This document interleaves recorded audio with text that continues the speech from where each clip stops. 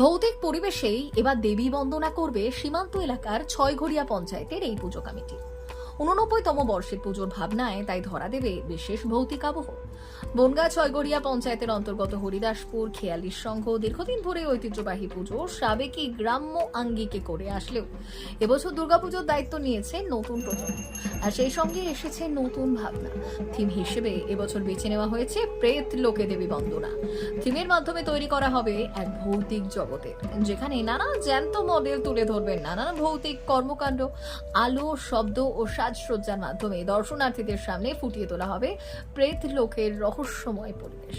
পুজো কমিটির সদস্যদের দাবি, এই অভিনব চিন্তা কেবল বিনোদন নয়, ভৌতিক আবহের মধ্যেই দেবী বন্দনার বিশেষ মাহাত্ম্য দর্শকদের কাছে পৌঁছে দেবে।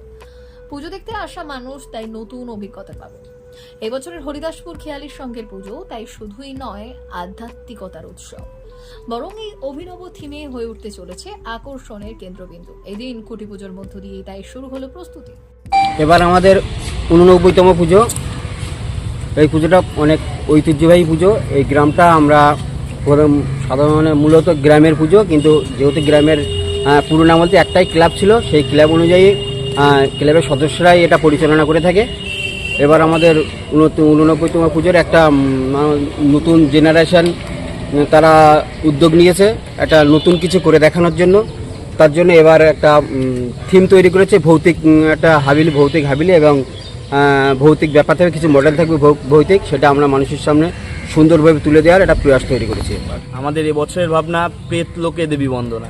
এটা টোটালটাই জীবন্ত মডেল দিয়ে হবে এবং আমাদের এখানে একটা নতুন জিনিস, আশা করি সবার যারা দর্শক আসবে তাদের ভালো লাগবে, দর্শনার্থীদেরও ভালো লাগবে। তো সমস্ত দর্শনার্থীদের কাছে আমাদের অনুরোধ, আপনারা সকলে আসুন, আমাদের প্রতিমা দর্শন করুন।